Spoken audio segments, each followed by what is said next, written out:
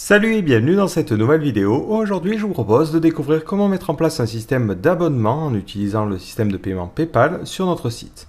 Donc le principe est relativement classique, on veut que nos utilisateurs puissent s'abonner à diverses formules pour pouvoir accéder à un service supplémentaire sur notre site. Donc pour cette vidéo, histoire de commencer avec une base concrète, j'ai choisi de prendre ce que l'on avait déjà créé dans un précédent tutoriel consacré à la gestion d'un espace membre. Mais on va se consacrer ici véritablement à PayPal. Donc si jamais vous avez votre propre système en place, vous pouvez l'utiliser. Vous allez voir, il y a on fera assez peu de connexions finales, mais j'ai quand même besoin de ça pour commencer. Donc au niveau de mon système, je vais commencer par créer un nouvel utilisateur, histoire de tester les choses. Donc on va l'appeler John, on va lui donner l'email johndoe@gmail.com. Et on va lui donner le mot de passe avec 4 0 parce qu'on ne lésine pas sur la sécurité. Donc vu que j'avais mis en place un système de confirmation, je vais aller tout de suite confirmer mon utilisateur. Donc je vais réactualiser ça, hop, et je vais lui mettre une date de confirmation pour dire il a ouvert l'email. Tout simplement parce que mon système actuellement n'est pas capable de recevoir les emails. Donc je me connecte avec John et maintenant j'aimerais bien mettre en place mon système d'abonnement. Donc avant de nous lancer tête baissée, on va réfléchir un petit peu à la logique de fonctionnement au niveau de notre système. Donc on a deux approches possibles. La première, c'est de se dire lorsque l'utilisateur s'abonne, il est maintenant abonné premium. Et ce que je ferai, c'est que plus tard, je détecterai les paiements et si je vois qu'il y a un paiement qui échoue, je retire le premium à cet utilisateur.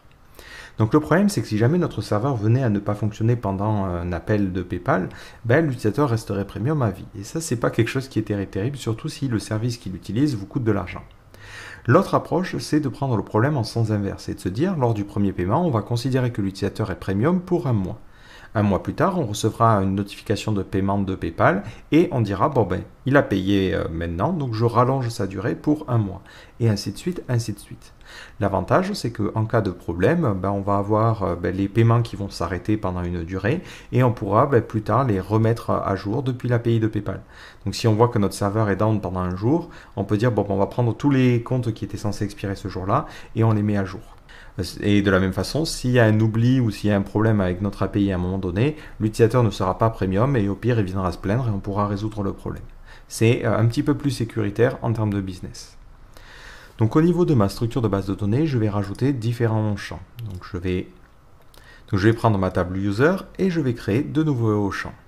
Donc je vais créer un premier champ qui sera subscription_end, qui sera de type datetime et qui me permettra de récupérer la date de fin d'abonnement de l'utilisateur. Et par défaut, ce champ, on va laisser la valeur nulle. Ensuite, je crée un nouveau champ qui me permettra de connaître l'ID du payeur. Donc ça, c'est lié à l'API de PayPal et c'est un varchar. Donc je ne connais pas la taille à l'avance, donc on va mettre un varchar de 255 caractères. Et pareil, vu que tout le monde n'est pas forcément abonné, je laisse la valeur à nul par défaut. Et je vais créer aussi un nouveau champ qui sera profil ID. Donc ce champ correspondra à l'API de PayPal et permettra de savoir l'ID du profil de paiement récurrent. Donc lorsque l'on crée un paiement récurrent, PayPal nous renvoie un ID de profil que l'on peut ensuite utiliser pour annuler le paiement ou le suspendre. Donc on aura besoin de ces trois informations. Et j'exécute ces modifications-là. Donc si vous utilisez phpMyAdmin, il vous suffit de lancer ces commandes-là. Donc maintenant, on est prêt à fonctionner. Donc la première chose que l'on va faire, c'est mettre en place un système qui permet de s'abonner. Donc je vais créer une nouvelle page au niveau de mon application. Donc je vais d'abord ranger l'onglet base de données et je vais créer un nouveau fichier que j'appelle subscribe.php. Donc de la même façon, si vous utilisez un framework, vous créez un contrôleur et tout ça et tout ça. Là, j'ai choisi de partir sur un code de base relativement simple, histoire que ce tutoriel puisse être utilisé par tout le monde. Donc je commence par inclure mon bootstrap, donc c'est ce qui permettait de charger l'autoloader et tout ce dont on en veut besoin. Ensuite, j'inclus mon header.php, donc c'était dans inc et c'est header.php. Donc là, c'est ce qui permet d'afficher toutes les méta et toutes les entêtes. Et plus bas, j'affiche mon footer. Donc je fais un require de inc/footer.php. Donc cette page est une page qui a un accès limité, donc je ne souhaite pas que tout le monde puisse y accéder. Donc je vais limiter l'accès. Je récupère pour cela mon composant d'authentification, donc c'était quelque chose de relativement sommaire mais qui vérifiait la session. Et ensuite je lui demande de restreindre en faisant restrict. Donc globalement, c'est si l'utilisateur n'est pas connecté, ça le renvoie quelque part. Donc cette page, pour y accéder, je vais modifier mon header et dire que si l'utilisateur est connecté, il va avoir une option supplémentaire qui permettra de s'abonner. Donc là on mettra s'abonner. Alors hop, je vais agrandir un petit peu la fenêtre parce que c'est vrai que là on est un petit peu à l'étroit. Voilà. Et ici, ça sera subscribe.php. Donc si l'utilisateur clique sur cette page-là, pour le moment, il va avoir une page vide. Et là, on va afficher les offres.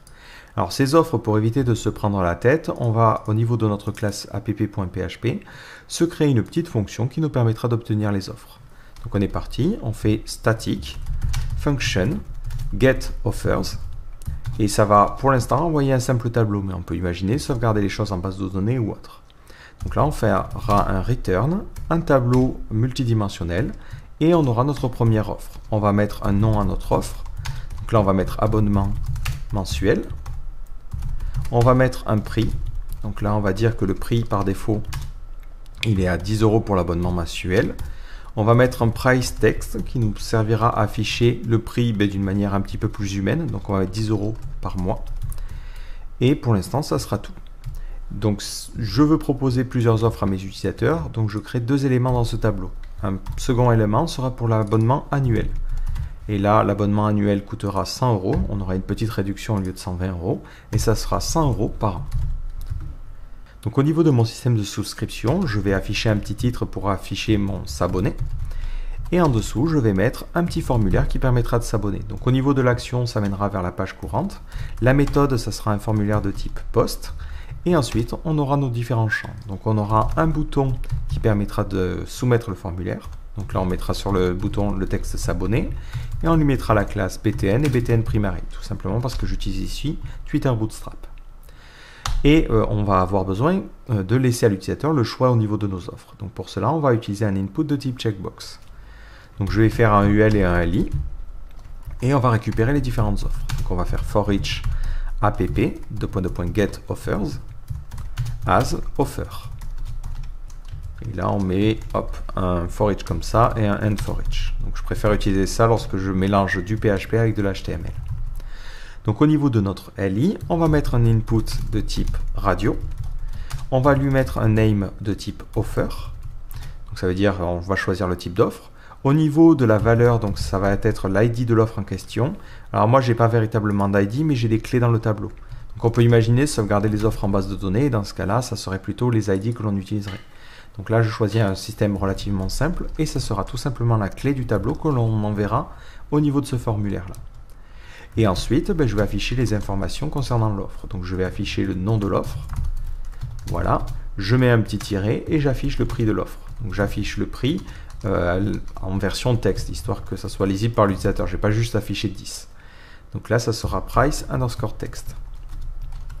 Voilà, j'ai fait ça dynamiquement pour que si plus tard j'ai envie de rajouter une offre, ça se fasse très simplement.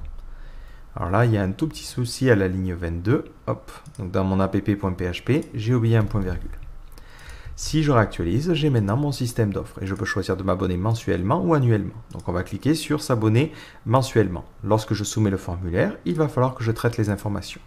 Donc tout en haut de ma page subscribe.php, je vais mettre une condition et vérifier est-ce que l'utilisateur a demandé quelque chose. Donc on va le faire avant l'inclusion du texte. Comme ça, si jamais on a besoin de faire des redirects, on ne sera pas gêné. Donc on va mettre if isSet $_post offer. Dans ce cas-là, on fera l'environnement par PayPal et on va commencer à gérer le flow PayPal. Et c'est là que les problèmes commencent.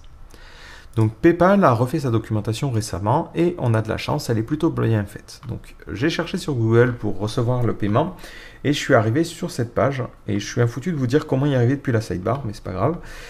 Et globalement, on vous dit les possibilités pour récupérer un paiement. Vous avez la possibilité de faire un paiement récurrent par Express Checkout ou par Direct Payment.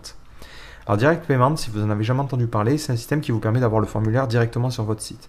Ceci étant dit, ça veut dire qu'il faut que vous traitiez des informations sensibles et c'est pas forcément évident. Et en plus, il faut avoir un compte business, je crois, particulier. Donc nous, on va rester sur du Express Checkout et le principe d'Express Checkout, c'est de rediriger les utilisateurs vers PayPal. Et ils passent par PayPal pour accepter le paiement. Donc après, ils peuvent utiliser une carte bleue normale, ils ne sont pas obligés d'avoir un compte PayPal, mais ça veut dire qu'on redirige quand même l'utilisateur vers l'interface de PayPal. Donc l'avantage de cette page-là, c'est que globalement, on vous explique de A à Z comment faire un paiement récurrent. Alors, rien qu'en suivant cette documentation quasiment, sauf quelques subtilités, on y arrive. Donc la première étape, c'est de générer l'URL qui va permettre d'accepter le paiement. Donc pour générer cette URL-là, on va avoir besoin de faire cette requête-là. Donc pour faire cette requête-là, on va utiliser curl en PHP. Donc vous l'imaginez, il y a quand même pas mal de paramètres. Si on le fait directement là, ça va être le bordel. Donc on va plutôt se créer une classe dans notre dossier classe que l'on va appeler PayPal Subscription. Donc je crée une classe que j'appelle PayPal Subscription.php. Donc on est parti, j'ouvre ma petite classe PayPal, donc vous pouvez lui mettre un namespace si vous voulez. Moi, vu que dans ce tutoriel je n'étais pas allé jusque là, on va juste laisser comme ça. Et ensuite on va réfléchir à notre constructeur. Donc, pour construire notre application, c'est public function underscore construct. De quels paramètres je vais avoir besoin? Si je regarde les appels à l'API, un petit peu tous les appels, on va avoir besoin d'informations qui sont toujours les mêmes, le username, le password et la signature. Ces informations, vous pouvez les obtenir sur votre compte PayPal. Nous, dans notre cas, on ne va pas directement passer en production et faire de frais paiement, on va utiliser un compte de test. Donc, vous pouvez vous connecter sur developer.paypal.com et vous avez ici la liste de vos comptes. Donc, vous allez voir, c'est très chiant sur PayPal. Dès que vous êtes un peu inactif, il vous déconnecte, donc vous vous reconnectez automatiquement. Donc une fois que vous êtes reconnecté, vous allez ici avoir la liste des comptes. Alors si j'ai bien compris, par défaut, il vous crée 2 comptes et vous pouvez en créer de supplémentaires. Alors j'ai essayé d'en créer de nouveaux, mais à chaque fois il me sort une erreur. Donc on va utiliser les comptes qui sont là par défaut. Donc vous avez 2 comptes. Un business, c'est un compte qui permet de recevoir des achats en fait, c'est un compte marchand. Et un compte personnel, c'est plutôt celui que vous allez utiliser pour payer. Si vous voulez obtenir les informations concernant l'API, vous cliquez sur Profile et vous allez dans API Credentials. Donc ici, je ne vais pas forcément les afficher pour des raisons évidentes de sécurité. Je n'ai pas envie que vous utilisiez mon compte de démonstration. Ce que vous allez faire ensuite, c'est que vous allez récupérer ces informations-là et les mettre sous forme de constante. Donc au niveau de votre fichier, un fichier général, donc moi c'est ici le fichier Bootstrap, vous définissez le PayPal username. Vous définissez ensuite le PayPal password et le PayPal signature. Donc moi je vais directement mettre ces informations-là pour pouvoir les utiliser plus loin dans mon application.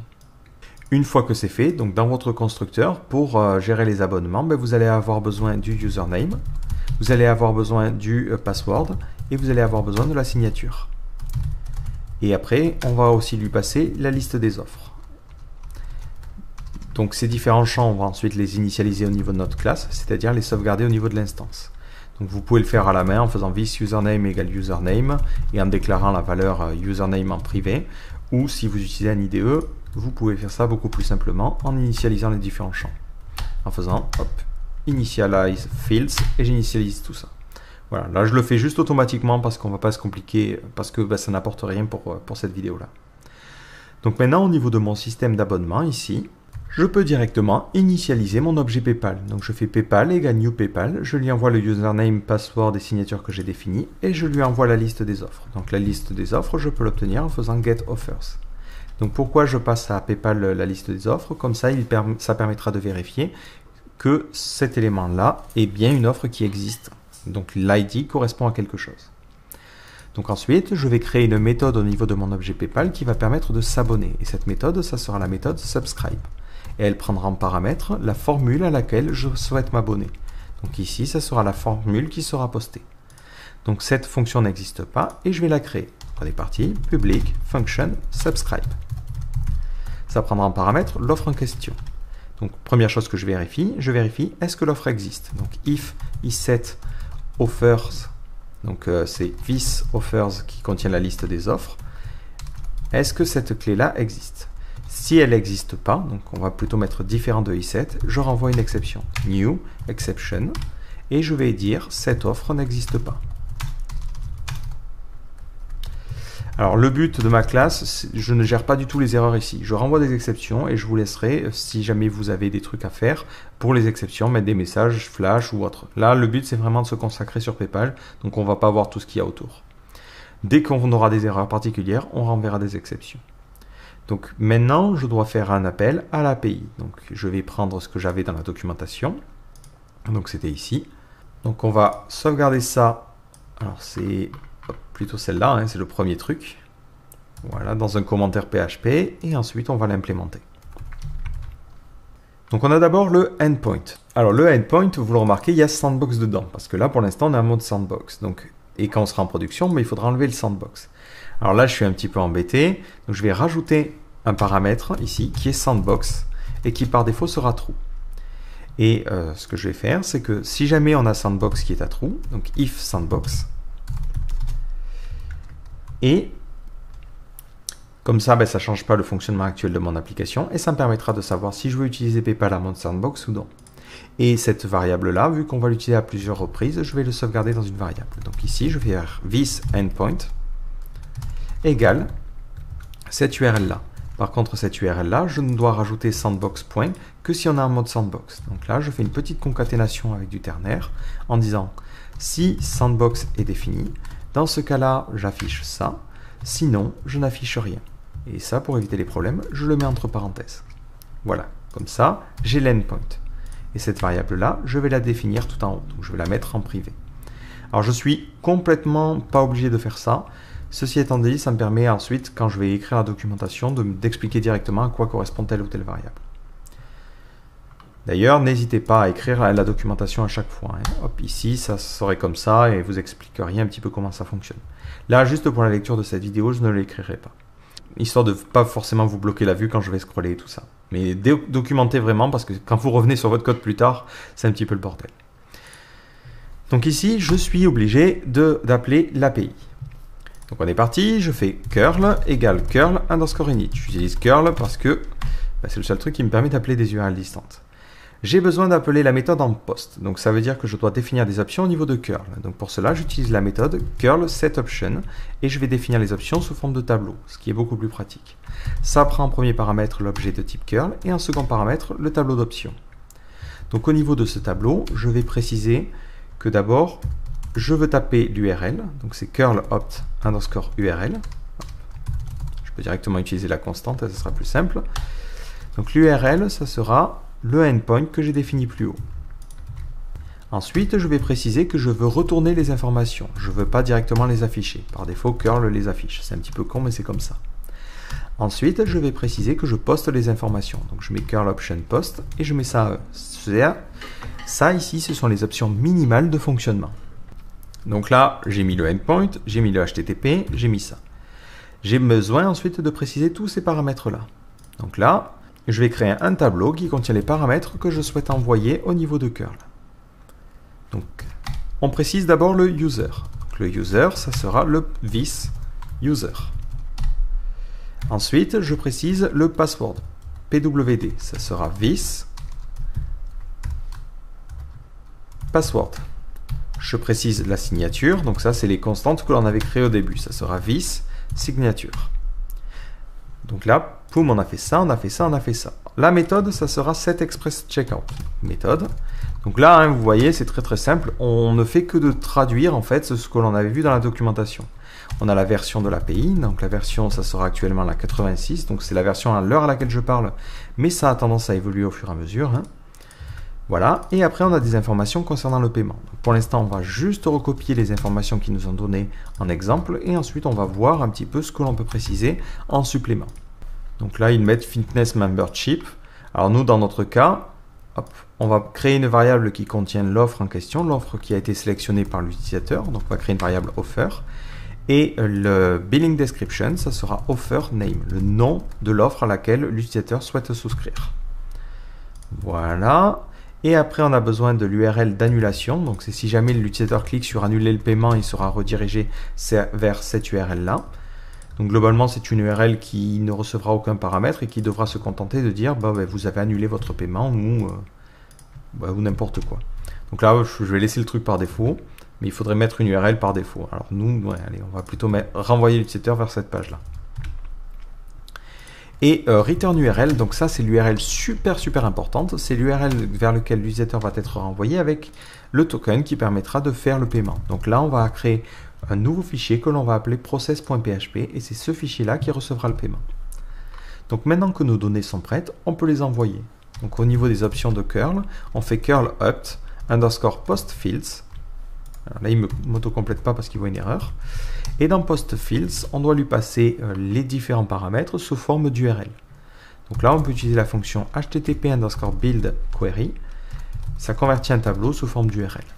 Voilà. Donc globalement, ça va donner exactement ce qui était ici, hein, hop, avec et entre chaque paramètre et un égal pour les valeurs. Donc notre curl est prêt à être exécuté et on peut l'exécuter en faisant response égale curl underscore exec de notre curl. Et ensuite, on met un simple var dump de response parce que pour l'instant, on est un petit peu dans le vide, on ne sait pas encore ce que ça va renvoyer. Là, ici, je n'ai fait que traduire PayPal, la documentation de PayPal en PHP. Si j'ai besoin de plus d'informations sur les différents paramètres que prend ce paiement, vous avez ici le setExpressCheckout API Operation, donc ça vous renvoie vers l'API de setExpressCheckout, donc de la méthode que l'on souhaite utiliser, et ça nous donne toutes les choses que l'on peut faire. Donc je vous invite à lire la documentation parce qu'il y a beaucoup évidemment de paramètres. Là on va laisser juste le strict minimum pour voir déjà ce que ça donne. Donc je souhaite m'abonner à la formule 10 € par mois et je clique sur m'abonner. Alors il sort une petite erreur, oui effectivement, parce que dans mon subscribe, ce n'est pas PayPal que je souhaite utiliser, mais c'est PayPal Subscription. La classe PayPal n'existe pas. Donc je réactualise en resoumettant les informations. Et je vois ici que je reçois le retour de l'API de PayPal. Alors le retour est envoyé sous ce format-là, qui est un format dégueulasse, que personne n'utilise jamais, mais eux ils l'utilisent. Donc on a besoin de parser les résultats. Donc on peut créer une nouvelle variable qu'on va appeler responseArray, qui sera un tableau. Et ensuite on peut utiliser la fonction parseString pour pouvoir parser cette URL. Donc je parse la réponse et j'envoie les résultats dans responseArray. Et ensuite, plutôt que de vardumper response, je vardump responseArray. Et vous allez voir que ça va me donner les informations de manière beaucoup mieux formatée. Et je récupère ce qui nous intéresse ici, le token qui servira à faire le paiement. Donc là, hop, je récupère le token en faisant token égale responseArray de token. Alors attention, ils écrivent tout en majuscule, hein, donc vous mettez token en majuscule. Et ensuite, vous pouvez rediriger vers PayPal. Donc pour rediriger vers PayPal, il faut rediriger vers l'URL qui est donnée ici. Voilà, pom pom pom. Donc vous faites URL égale ce truc-là. Alors là, attention, hein, encore une fois, il y a Sandbox. Donc il faut mettre Sandbox seulement s'il y a besoin. Donc là, Sandbox, je ne l'ai pas initialisé. Donc je vais initialiser ce champ. Voilà, histoire d'y accéder depuis d'autres méthodes. Et au niveau de mon URL, je vais utiliser le même principe que j'avais fait ici. Donc je vais retirer le sandbox point, faire de la concaténation et dire qu'ici, si j'ai this qui est sandbox qui est défini, qui est à true, ben dans ce cas-là, je rajoute sandbox. Sinon, ben, je ne fais rien. Et là, je dois insérer le token. Donc le token, c'est directement ce que j'ai créé dans cette variable token. Une fois que j'ai cette URL-là, je peux directement rediriger l'utilisateur en faisant un header location et le rediriger vers l'URL en question. Voilà. Ou je peux lui mettre une URL de paiement. Donc là, moi, je préfère tout simplement faire un header location. Donc je réactualise la page, je clique sur continuer. Donc là, ça va mouliner parce que ça fait appel à l'API. Et ça va ensuite me rediriger vers l'API de PayPal. Donc là, soyez patient, hein, parce qu'on a l'impression que Sandbox, ils l'ont foutu sur un serveur au fin fond de l'océan. Ça prend en général du temps. Et là, on a notre flow qui va nous permettre d'accepter le paiement. Alors au passage, vous voyez que la description ici est un petit peu sommaire, ce qui peut faire peur à des utilisateurs. Donc si vous voulez gérer un petit peu ce qu'il y a là, il va falloir ajouter des paramètres supplémentaires au niveau de la méthode setExpressCheckout. Donc on va revenir sur notre page subscribe et on va modifier notre fonctionnement ici. Et on va en profiter pour rajouter des choses. Donc on peut rajouter toutes les informations concernant le paiement. Donc pour cela, on a accès à payment_n. Donc ça c'est si on a plusieurs objets, underscore AMT. Et là on va mettre le prix. Donc on va mettre ici offer price.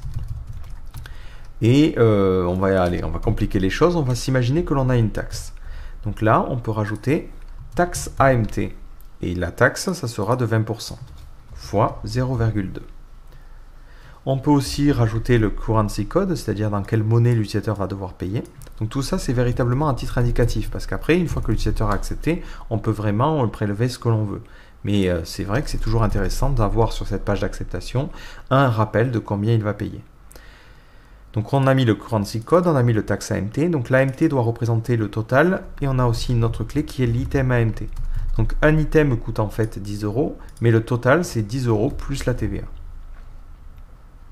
Donc là, si vous le souhaitez, hein, vous pouvez choisir de mettre la TVA dans une variable de configuration. Vous pouvez vous dire, allez, je crée une variable privée qui sera VAT, qui aura la valeur 0,2. Ça veut dire que la taxe est à 20%. Hop.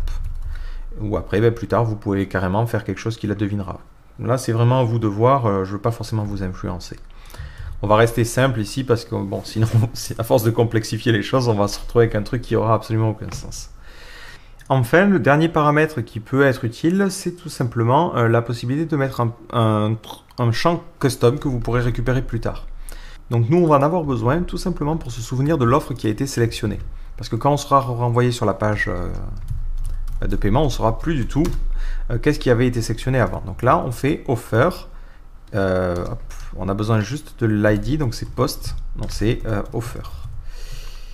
D'ailleurs, là, on n'a pas été malin parce qu'on l'a écrasé. Donc on va l'appeler offer underscore ID.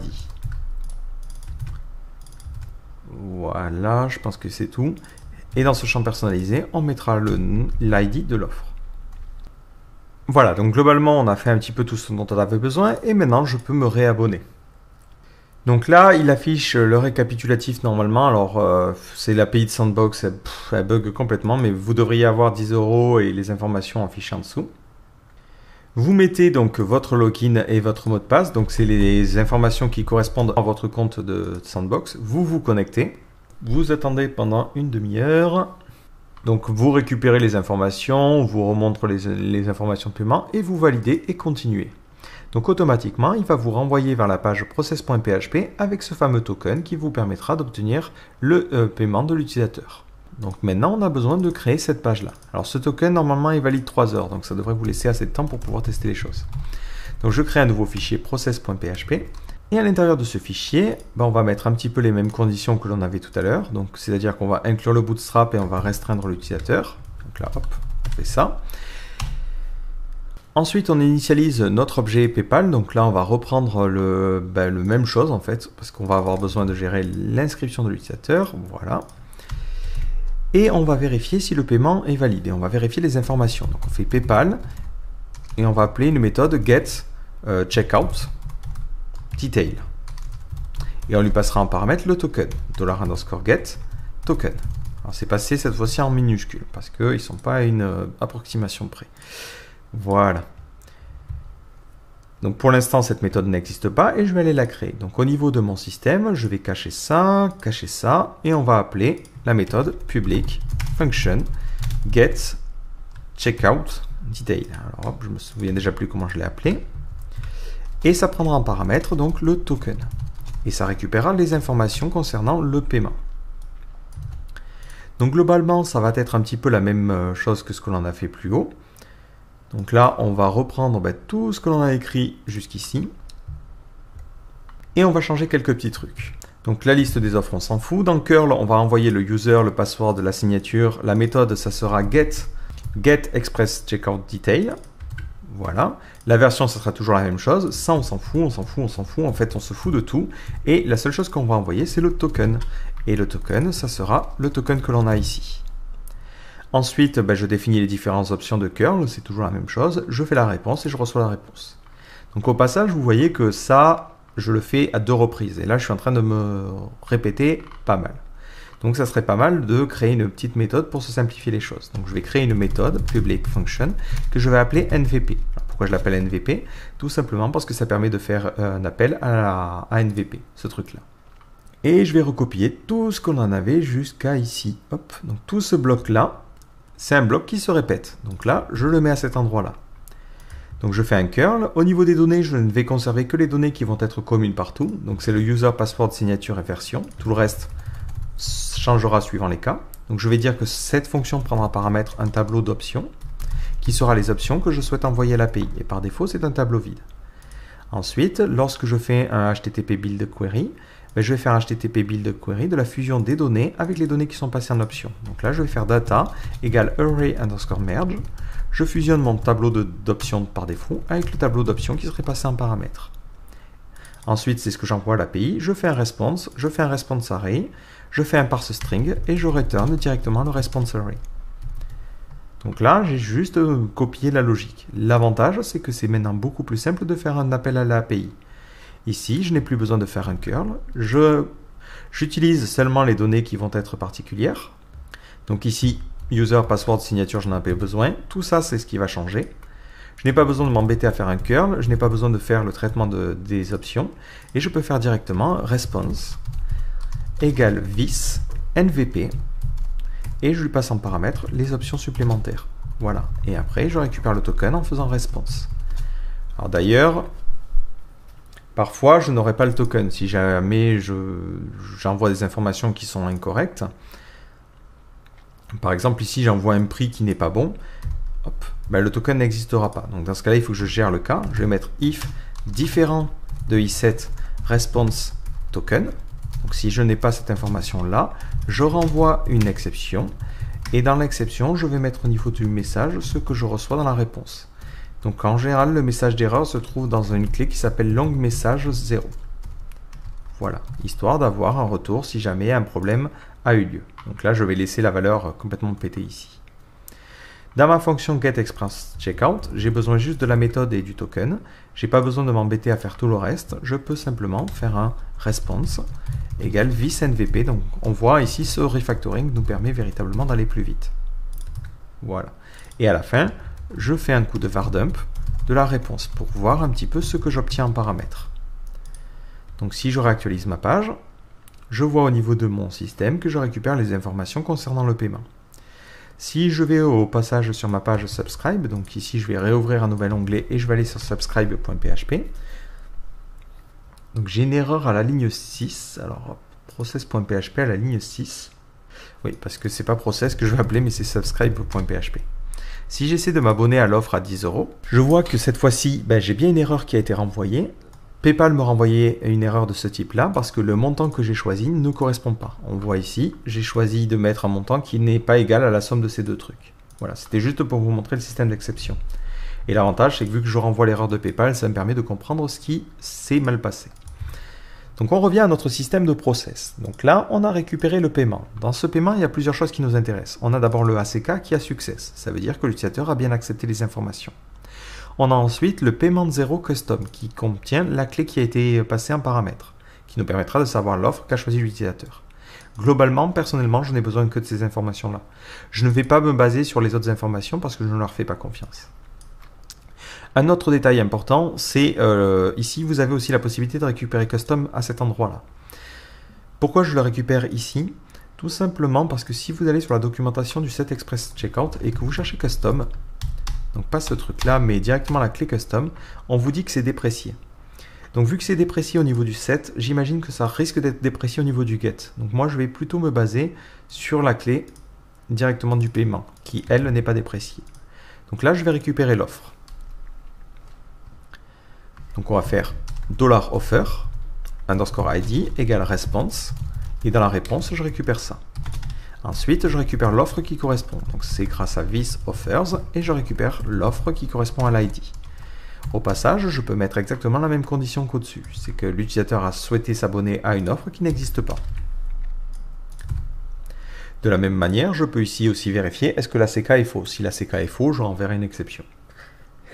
Donc là, à vous aussi de gérer le nombre d'exceptions que vous voulez avoir. D'ailleurs, ça, je me dis, ça n'a pas forcément de sens à cet endroit-là. Donc, au niveau de mon process, je m'en fous en fait d'obtenir les détails. Moi, le seul but de cette opération-là, c'est d'abonner l'utilisateur. Donc, je fais un doSubscribe et je vais plutôt lui passer le token. doSubscribe se chargera de faire un abonnement. Je ne peux pas l'appeler subscribe parce que c'est déjà quelque chose qui est utilisé. Donc, je garde ce que j'ai fait dans le getExpressCheckoutDetail parce que ça va pouvoir me servir. Et je vais plutôt me créer une nouvelle fonction que je vais appeler doSubscribe. Alors ces fonctions, au passage, je pourrais les laisser privées, mais vu que j'ai besoin de tester les choses, je les laisse en public pour le moment. Donc dans le toSubscribe, je prendrai en paramètre un token. Et je vais utiliser ce token pour obtenir les informations de paiement. Donc là, je ferai detail égale vis getExpressCheckoutDetail et je lui passe le token en paramètre. Donc là, on imagine que cette fonction se charge juste de faire un return de ça. En revanche, c'est la fonction doSubscribe qui doit vérifier est-ce que j'ai une offre qui correspond à mon paiement. Si je n'ai pas d'offre qui correspond, je renvoie une erreur. Sinon, je sauvegarde l'offre. Et à partir de ça, je peux maintenant attaquer la partie paiement. Donc si je reviens à l'API, j'ai obtenu les informations de l'utilisateur et je peux maintenant créer le paiement récurrent. Donc on est parti. Donc je fais un response égale visNVP. Donc ma petite méthode, et au niveau des options, je vais passer la méthode à utiliser. Donc la méthode à utiliser, c'est la Create Recurring Payment Profile. Donc là, on crée un paiement récurrent, un profil de paiement récurrent. On doit lui passer en paramètre le token que l'on a reçu, c'est ici le token. On doit lui passer en paramètre l'idée du payeur, donc qui c'est qui va payer.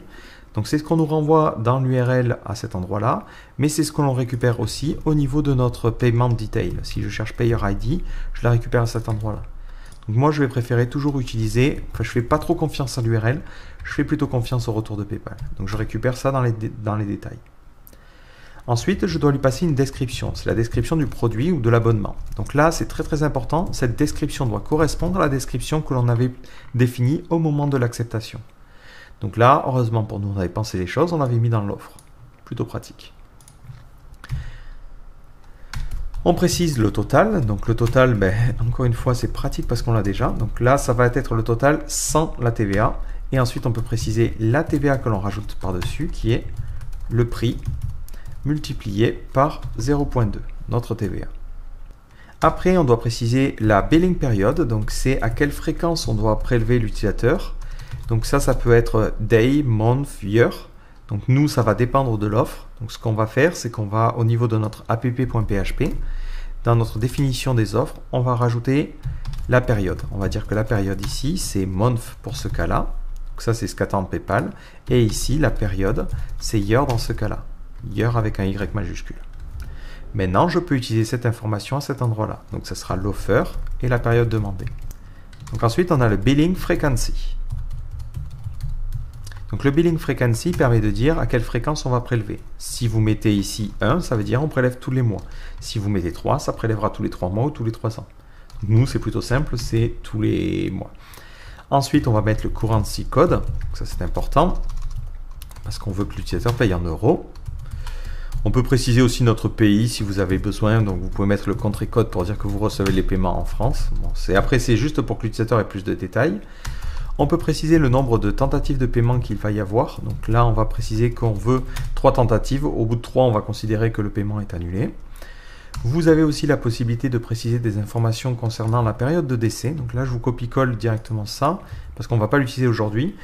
Donc cette période d'essai vous permet en fait de définir un petit peu comme ce que l'on a fait ici, une période pendant laquelle le paiement ne sera pas le même et sera moins cher. Et globalement, vous pouvez préciser la somme, le nombre de fois que vous les prélevez.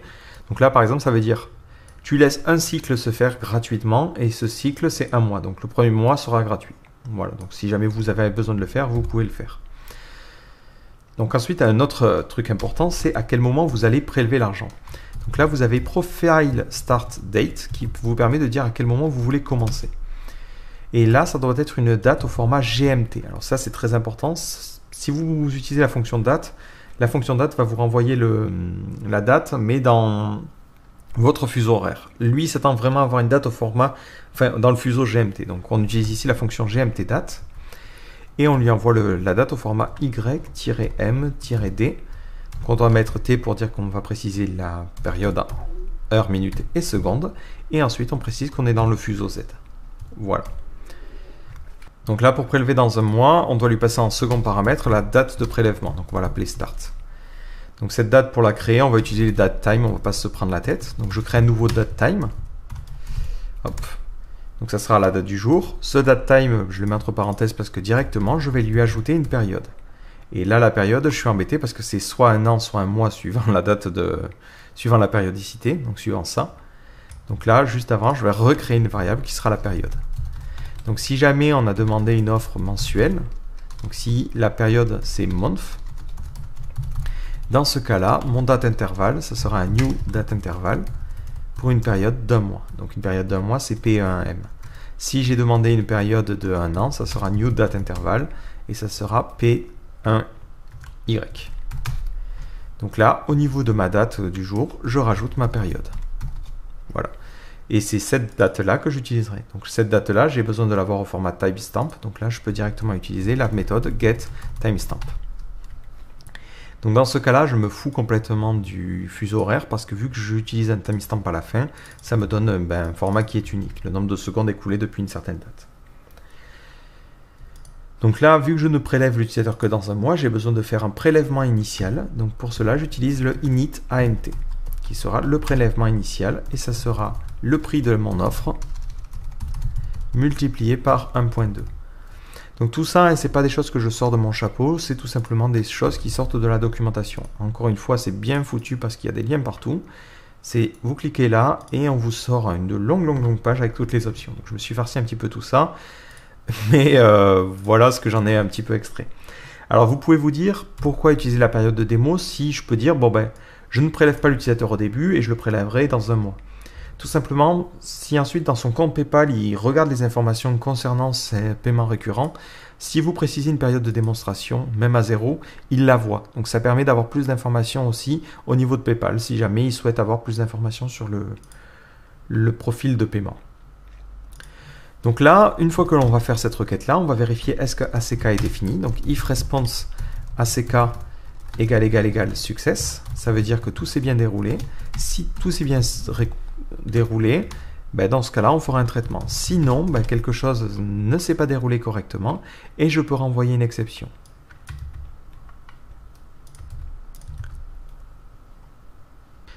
Si tout s'est bien déroulé, je vais faire un var dump et je vais débugger un maximum de choses parce qu'on n'a pas l'intention de revenir souvent sur cette fonction-là. Je débug response, je débug le détail des informations et je vais débugger peut-être aussi l'offre qui a été choisie. Voilà. Donc maintenant, on est prêt à faire le paiement final. Donc je réactualise ma page. Donc ça va mouliner un petit peu et j'obtiens les informations. Donc j'ai ici le retour du profil. Donc on voit que le ACK est bien un success. Et j'obtiens un élément très important qui est le profile ID qui me donne l'idée du profil en question. Et j'ai ici le statut qui est par défaut pending parce qu'il attend le paiement. J'ai ensuite ici le détail, donc c'est ce que j'avais vu tout à l'heure, et l'offre qui correspondait. Donc maintenant je vais vérifier si tout s'est bien déroulé côté PayPal. Donc si vous avez besoin d'accéder à votre compte, vous faites sandbox.paypal.com. Donc c'est une page qui ressemble à la page officielle de PayPal, sauf qu'elle vous permet de vous connecter avec votre compte Sandbox. Donc vous cliquez sur connexion, vous vous connectez avec votre compte à la con. Et vous voyez ici que j'ai donc mon paiement qui a été créé, enfin mon système d'abonnement qui a été créé avec donc un paiement initial qui a été défini à 12 € et un paiement régulier de 12 € qui commence en juillet 2016. Et un petit peu plus tard, alors en général c'est quelques secondes plus tard, j'ai eu le paiement de 12 € qui a été fait, qui est le paiement initial qui permet d'initialiser entre guillemets le profil. Donc le problème que l'on peut avoir à ce niveau-là, c'est qu'il y a quand même un petit délai entre le moment où le profil est créé et le moment où le premier prélèvement a lieu. Et ce délai peut varier un petit peu suivant PayPal. Donc là, à vous de voir un petit peu comment vous voulez gérer les choses, mais ce que l'on peut faire, c'est se dire, bon, ben, du moment que l'utilisateur a accepté le paiement, ben, ce que l'on va faire, c'est qu'on va au moins le mettre premium jusqu'à la date du premier paiement. Donc au niveau de notre compte, on va se connecter à notre système PayPal en utilisant le compte de notre marchand. Donc au niveau de notre profil, on va prendre le profil marchand. Et on va paramétrer le système de notification instantanée de paiement. Donc le problème, c'est que ici, je tourne sur un serveur qui n'est disponible qu'en local et qui n'est pas accessible depuis l'extérieur. Donc ce que je vais faire, c'est que je vais utiliser ngCroc, donc qui est un outil qui permet de faire un tunnel pour pouvoir tester les choses. Donc j'avais déjà fait une vidéo dessus, si vous ne savez pas ce que c'est, ben, vous pouvez regarder. Donc moi je télécharge ici la version pour Linux et ça va me donner un fichier ngCroc que je place à la racine. Donc je l'ai placé ici. Ensuite je peux utiliser mon terminal pour créer le tunnel. Donc je lui dis démarre un tunnel sur HTTP et c'est sur le port 8080. Donc automatiquement ça me donne cette IP là que je peux ouvrir dans un nouvel onglet. Donc on va l'ouvrir sur cet onglet là qui me permet d'inspecter toutes les requêtes qui passent. Et l'avantage aussi, c'est que ça me donne cette adresse distante qui permet d'accéder au site. Si j'essaie d'accéder au site en utilisant cette URL-là, ben je vois que je vois bien le site. Et ça me permet ici de traquer les différentes requêtes qui ont été faites. Donc au niveau de mon compte PayPal, dans les préférences de mon marchand, hop, je vais aller paramétrer les notifications instantanées de paiement. Donc c'est à cet endroit-là. Donc ça a changé un peu sur la nouvelle interface. Et je vais modifier les paramètres pour mettre cette URL /ipn.php. Et ce fichier IPN, je vais tout de suite le créer. Donc je vais créer ici un nouveau fichier que je vais appeler ipn.php. Et le but de ce fichier, ça va être de récupérer tout ce qui est passé en paramètres et de l'écrire dans un fichier. Donc je fais un file put contents de tout ce qui est passé. Je sauvegarde dans un fichier que j'appelle post.json et je sauvegarde toutes les informations qui sont passées dans la variable $_post. C'est juste pour pouvoir les débugger plus simplement. Voilà, donc ma notification est prête, mon système est prêt. Au niveau de mon compte utilisateur, donc là je suis sur le compte marchand, c'est pas grave, je vais annuler les abonnements que j'aurais déjà fait, tout simplement parce que je n'ai pas envie, alors c'était ici, que les utilisateurs restent abonnés. Lorsque j'annule ce paiement, automatiquement, mon système de notification instantanée de paiement devrait déjà fonctionner et recevoir une notification comme quoi un abonnement a été annulé. Bon, après, ça met plus ou moins de temps, évidemment. Vu qu'on est sur Sandbox, tout est toujours plus lent que l'API officielle. Donc là, je n'ai pas poireauté devant et on va faire un nouvel abonnement. Alors au passage, si vous voulez obtenir plus d'informations sur un paiement, donc par exemple sur un profil, là on voit qu'on a ces informations lorsqu'on l'a créé. Si vous regardez au niveau de l'API, vous avez des informations sur, vous pouvez récupérer des choses sur le profil. Alors si vous cherchez profil, voilà, vous avez Get Recurring Profile Detail qui vous permet d'obtenir des informations. Donc globalement, il suffit d'appeler cette méthode avec juste le profil ID.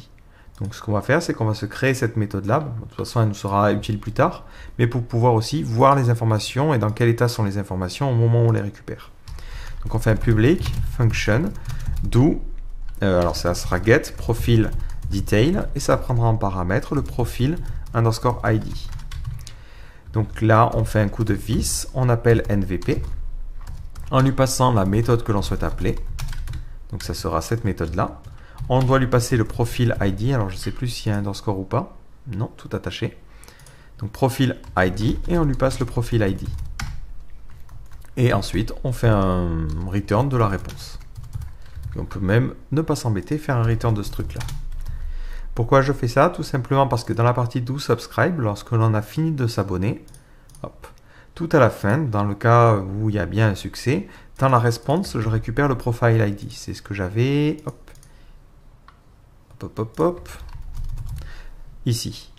Donc là, en plus de ça, on va essayer de récupérer les informations. Donc on va faire un coup de vis. Allez, on va le mettre même après la réponse. Allez, un vis get profile detail et on lui passera en paramètre dans la réponse ce truc-là. Voilà, histoire de savoir un petit peu l'anatomie de ce profil.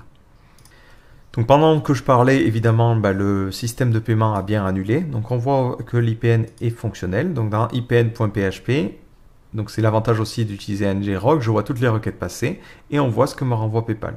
Donc là, en l'occurrence, il m'a renvoyé un élément de type Recurring PayPal Profile Cancelled et il m'a envoyé les informations concernant l'annulation de paiement. Donc maintenant, on va pouvoir refaire un nouveau paiement pour tester les choses. Donc on fait un coup de subscribe.php. Je m'abonne pour un mois, tout simplement parce que j'ai envie de tester. Je vais m'abonner avec un nouveau compte. 1, 2, 3, 4, 5, 6, 7, 8. Je clique sur envoyer. Je valide mes informations et je souhaite bel et bien continuer. Donc je vois bien mon profil ID. Hop, je vois bien ici que le truc est bien en pending. Et après, bon, on a différentes informations, donc il n'y a pas véritablement grand-chose que l'on puisse exploiter. Si je regarde au niveau de ngrok, hop, pour l'instant, il ne se passe rien. Si je vais au niveau de mon compte PayPal, je vois que le profil a été créé et ensuite on a eu un paiement terminé, donc ça a dû se faire pendant l'intervalle. Donc côté ngrok, je ne reçois toujours rien, donc ça va être un petit moment arrivé. Donc ça a mis un petit temps, environ 1 ou 2 minutes ici. Je vois que le paiement de statut est en completed, ça veut dire que tout s'est bien passé. Et hop, si je descends, hop, on a bien le profil qui a été créé. Donc maintenant, ce que l'on va pouvoir faire, c'est tester cette partie IPN. C'est cette partie IPN qui va véritablement être le cœur de notre système et qui va se charger de relever les informations. Donc là, je vais copier un petit peu tout ce qui m'a été envoyé. Tout simplement parce qu'au niveau de mon IPN.php, j'ai oublié, je voulais faire un JSON encode et je ne l'ai pas fait, donc c'est pas terrible. Donc on va faire ça. On va juste mettre $data égale ces informations-là. Et vu qu'on veut les récupérer convenablement, on fait un parse string, et on parse les données data et on les refout dans data. Et ensuite on fait un var dump de data, histoire de voir à quoi ressemblent un petit peu toutes les données que l'on a récupérées. Donc là au niveau de ma page, j'appelle directement ipn.php. Donc on voit que j'obtiens les informations et j'ai besoin de valider cette IPN. Parce que techniquement n'importe qui peut appeler cette page avec n'importe quoi, donc on n'est vraiment pas sûr de ce que l'on obtient. Donc là, au niveau de mon objet PayPal Subscription, je vais créer une nouvelle fonction qui permet de vérifier un IPN. Donc public function verify IPN, qui prendra en paramètre les données à vérifier. Donc là, ça prendra en paramètre $_post si ce sont des données officielles. Donc ici, on fait un curl _init.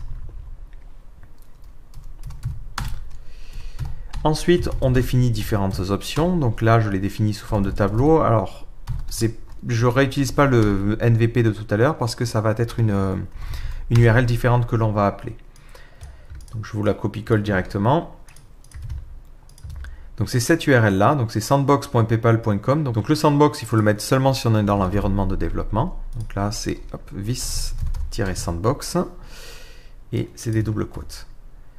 Ensuite l'URL c'est PayPal, CGI WebScray et la commande que l'on souhaite appeler c'est Notify Validate. Et on doit lui passer en paramètre les données qui ont été postées. Donc ici c'est data et on doit lui passer ça sous forme de HTTP build query. Ensuite on retourne le transfert et on n'a même pas besoin de faire un post. Une fois que l'on a cette requête-là, on l'exécute. On fait response égale curl_exec de notre curl. Et ensuite, on va vérifier qu'est-ce que l'on obtient en retour. Donc là, on fait un var dump de response. Au niveau de mon IPN.php, je peux initialiser mon objet PayPal. Donc là, je reprends un petit peu tout ce que j'ai fait d'habitude. Donc j'inclus d'abord mon fichier Bootstrap. Je démarre mon objet PayPal. Donc je le démarre en disant qu'on est on est en sandbox. Et ensuite, je peux faire un PayPal verify IPN. Alors pour le coup, c'est vrai que j'ai pas besoin de toutes ces informations-là, mais vu que dans la suite j'en ai besoin, autant le faire. Et je débug les données. D'ailleurs, j'ai dégagé mon parse string, ce qui est pas très malin. Donc je réactualise ma page IPN.php. Et là, ça me donne verified. Donc si j'ai verified, ça veut dire que mon IPN est correct. Si par exemple je mets un last name qui est différent, on va juste changer une lettre, mais dans ce cas-là, ça me renverra un invalide. Donc si jamais ce paiement est verified, donc on va mettre return de response égale verified.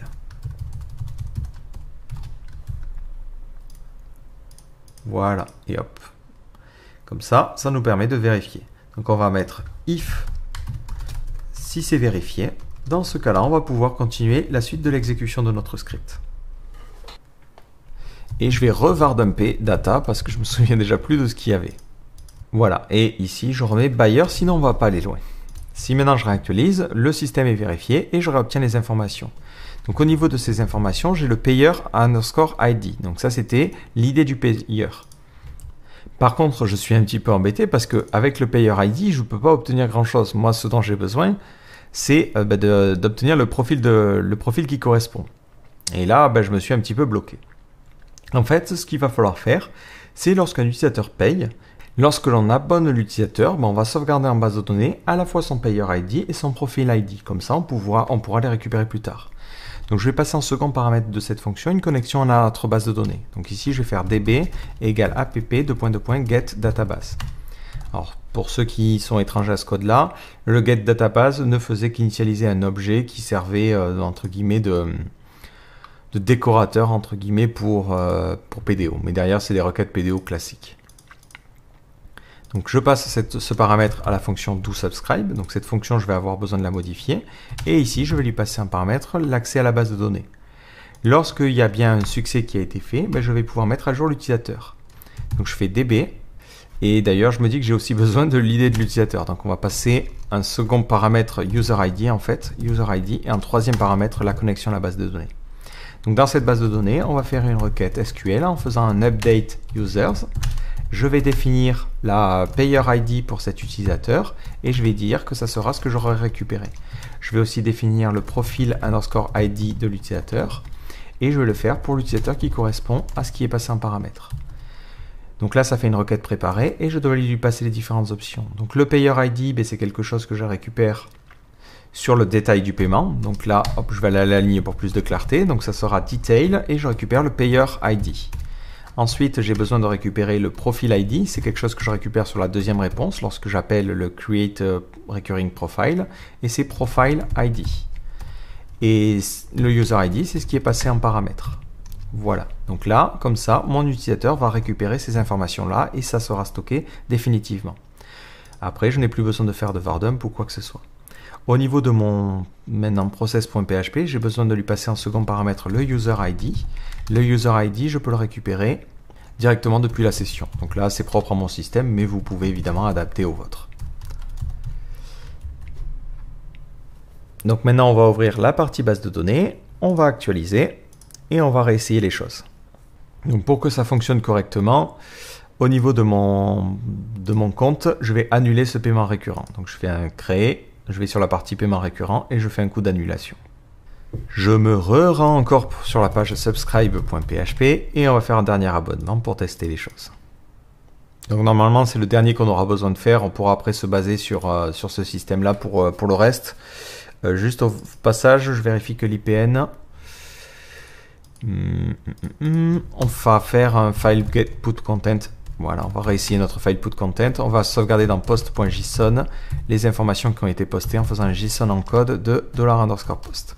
Alors, je fais ça tout simplement parce que j'ai besoin un petit peu de tester au fur et à mesure ce code-là.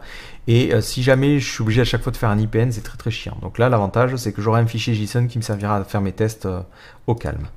Voilà, donc je n'ai pas de problème particulier. Ici, j'arrive sur une page blanche parce que je n'ai rien prévu de faire, mais il faudrait mettre un message « Votre abonnement a bien été prévu, vous deviendrez premium dès le premier prélèvement ». Au niveau de ma base de données, donc je reclique sur la partie « User » et je vais actualiser.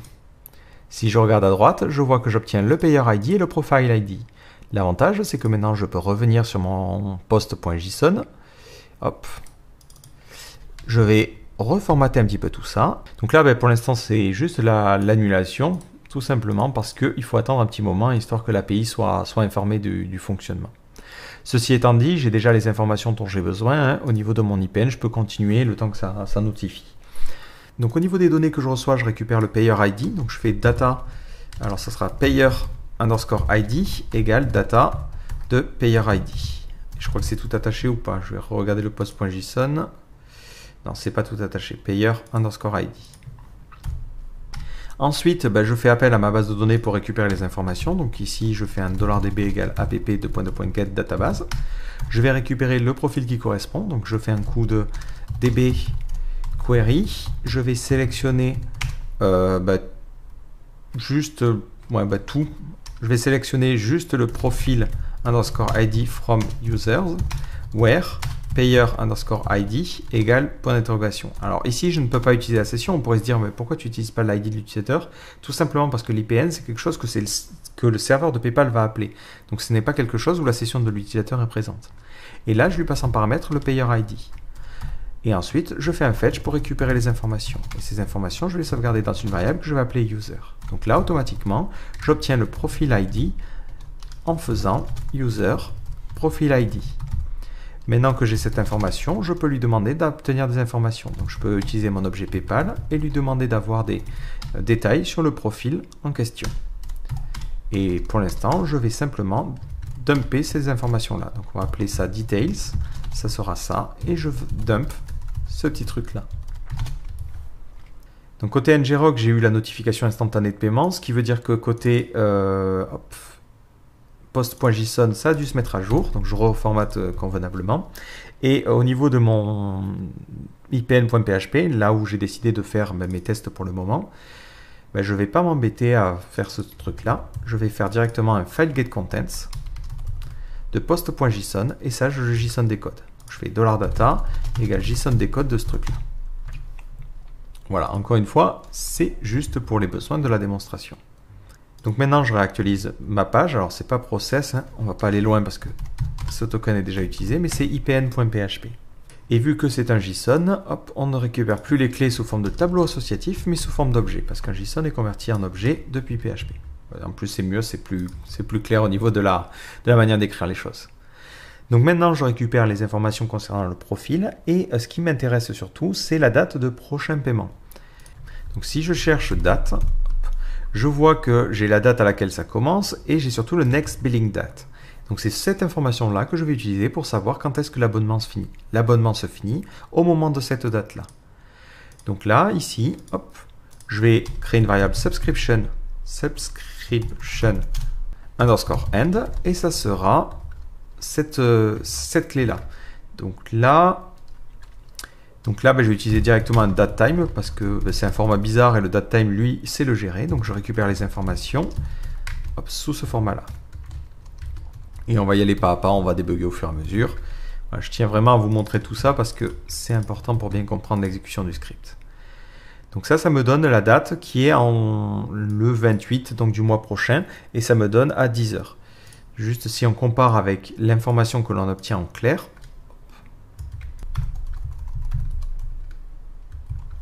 ça me donne la même chose. Donc ce que l'on pourrait être tenté de se dire, c'est de se dire, bon, cette subscription end, je vais la formater pour l'envoyer au niveau de SQL en faisant un coup de format, et je te l'envoie au format y-m-d h2.i2.s. Si je fais ça, il va y avoir un tout petit souci. C'est que je communique avec ma base de données sur la time zone de mon serveur. C'est-à-dire que mon serveur, lorsque je demande une date en PHP, elle est sur mon fuseau horaire. Lorsque je sauvegarde les informations sur MySQL, elles sont dans les fuseaux horaires du système. Du coup, il va me falloir offsetter cette date-là pour la faire correspondre à mon fuseau horaire actuel. Donc, pour obtenir le fuseau horaire en PHP, on a une fonction qui s'appelle date _default _time zone get. Et ça me donne la time zone par défaut de mon PHP. Donc là, par défaut, je suis sur Berlin.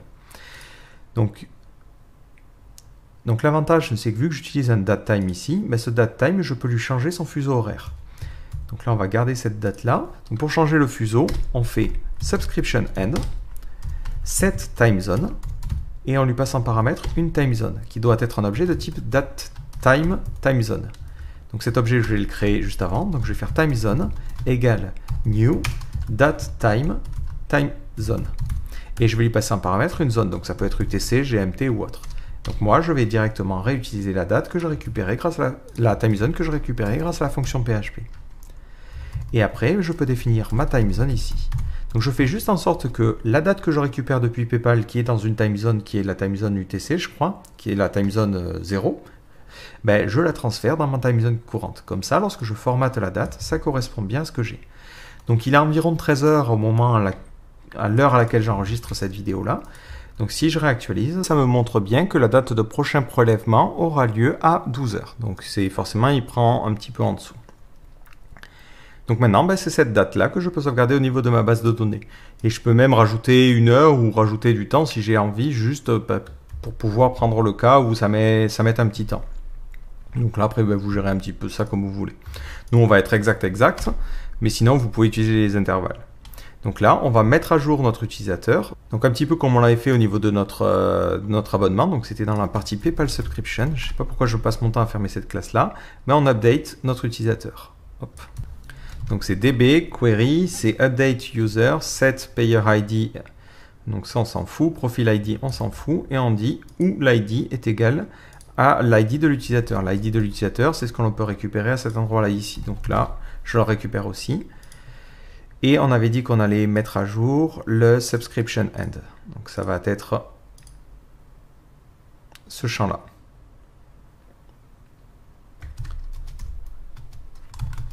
Voilà. Et hop là, on a quasiment fini. On lui passe en second paramètre les informations. Alors d'abord, c'est le subscription end qui sera ce truc-là que l'on doit formater convenablement. Donc là, je vais à la ligne encore une fois parce que sinon c'est trop long. Je formate au format MySQL. Donc c'est y-m-d h2.i2.s.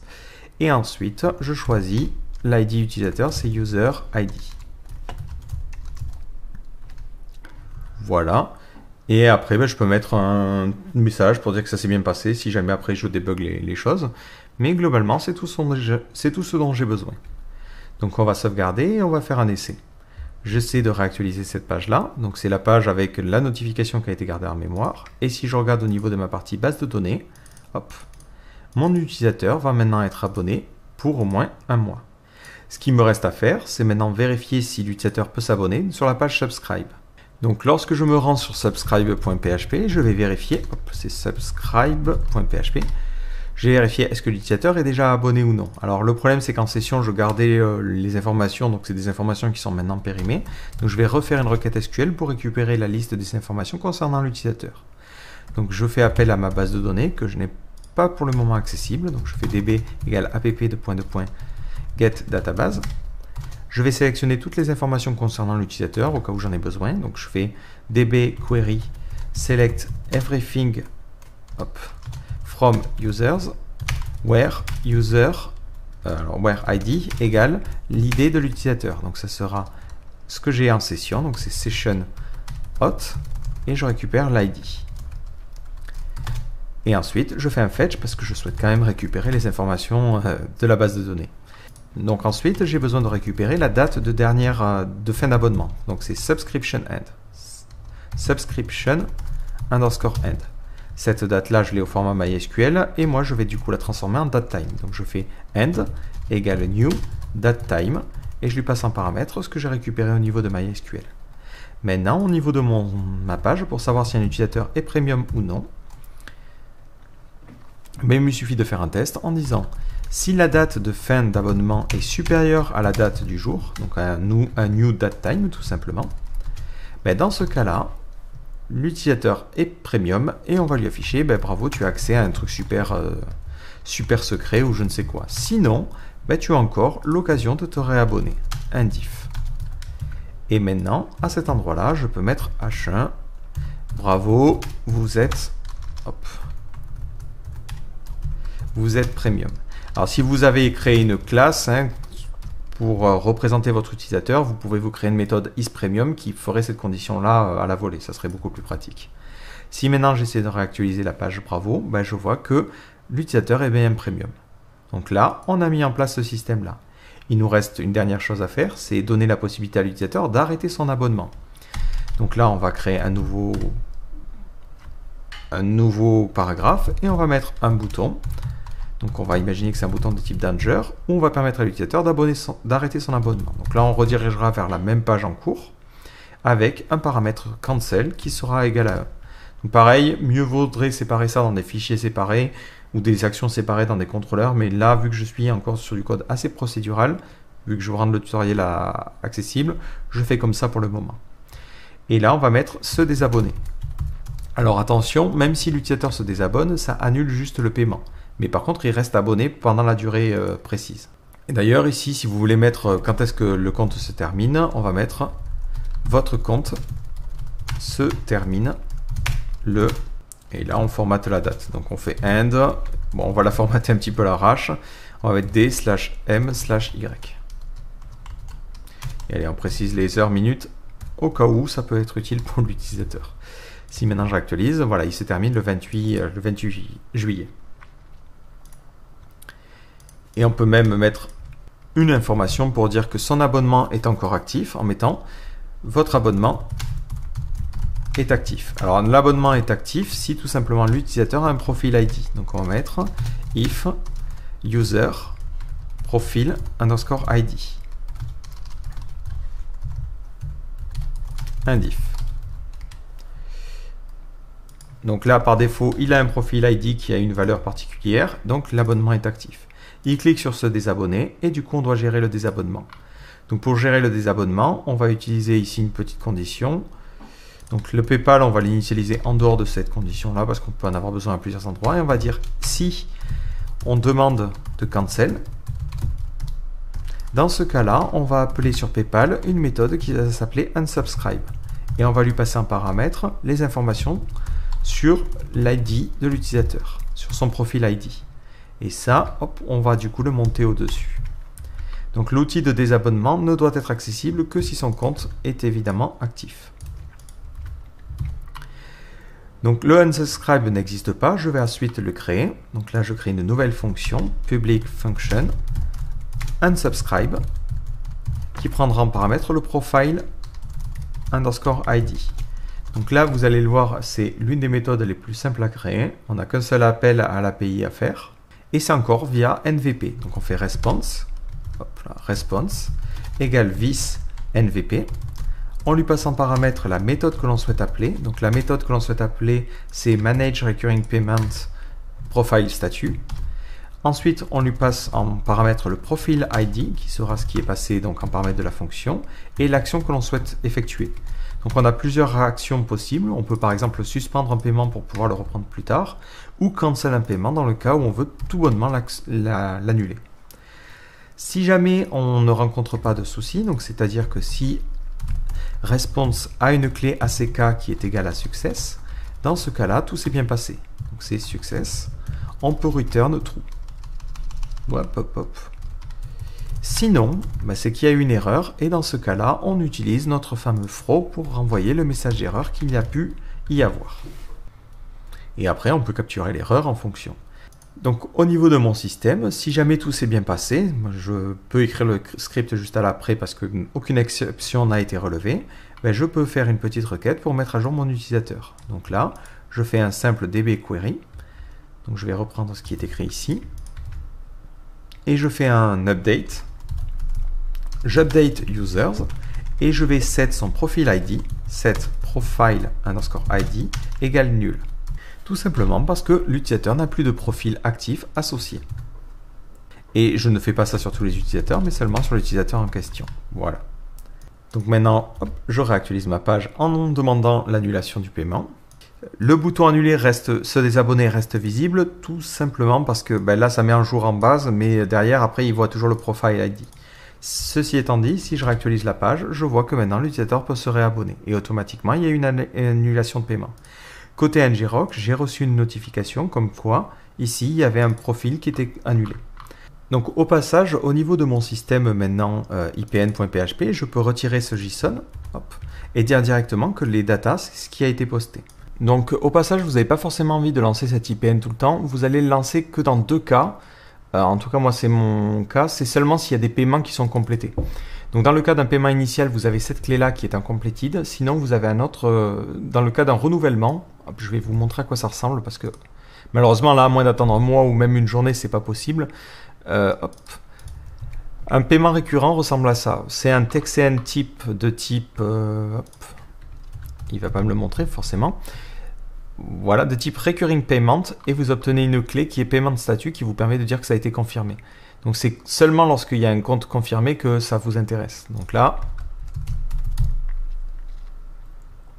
voilà, c'est paiement statut qui est complété. C'est seulement si un paiement est complété que dans ce cas-là, ben, vous allez mettre à jour tout ce bordel-là.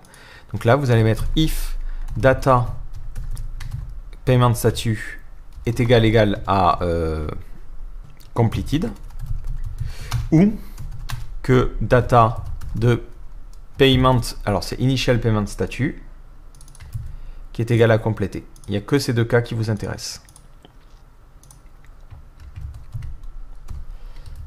Et là, ça sera completed aussi.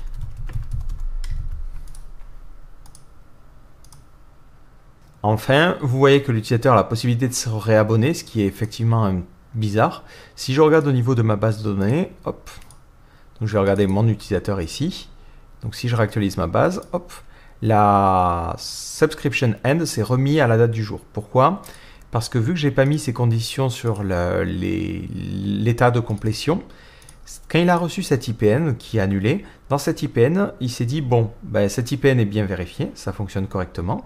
Je prends donc la date de prochain paiement, qui est next payment date, et cette date est un non communiqué. Du coup, ben, il a essayé de le mettre à jour et ça a provoqué un petit problème.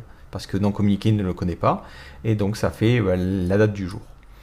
Donc voilà pourquoi il y a eu ce petit reset à cet endroit-là. Dans ce cas, ne se reproduirait pas, parce que maintenant que je vérifie le paiement de statut, là, vu que le paiement de statut est à cancelled, ou même n'existe pas tout simplement, ben, du coup, il ne déclencherait pas, il n'écraserait pas cette date. Alors d'ailleurs, ici, hop.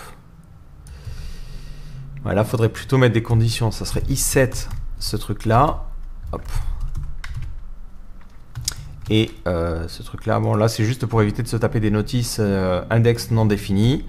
Voilà, et on fait la même chose autour de ce truc-là. Là, c'est le bonheur de PHP et des checks d'index. Voilà.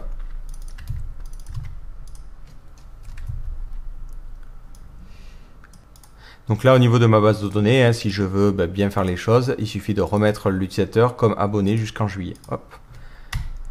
Et là, il ne pourra plus s'abonner. On lui dira qu'il est toujours abonné, mais il n'a pas la possibilité de se désabonner parce qu'effectivement, il a toujours ses paiements qui sont en cours. Donc, il a payé pour un mois, donc autant qu'il reste actif jusqu'à un mois.